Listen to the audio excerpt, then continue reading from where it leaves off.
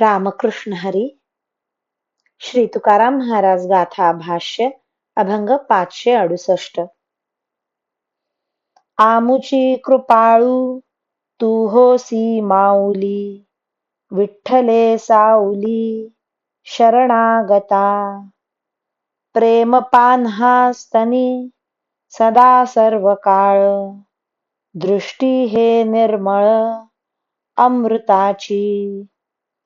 भूक तहान दुःख वाटोने दिसीण, अंतरीचा गुण जाणोनिया. आशा तृष्णा माया चिंता दवडी, दुरी ठाव आम्हा करी खेळावया. तुका म्हणे लावी संतांचा सांगात, तेथे न पवे हात कळी काळाचा. विठ्ठले, तू आमची कृपाळू माऊली आहेस आणि शरण आलेल्या दीनांना विश्रांती घेण्याची सावली आहेस. विठ्ठले, तुझ्या स्तनाला सर्व काळ प्रेमाचा पान्हा फुटत असतो आणि तुझी दृष्टी तर शुद्ध अमृताची आहे.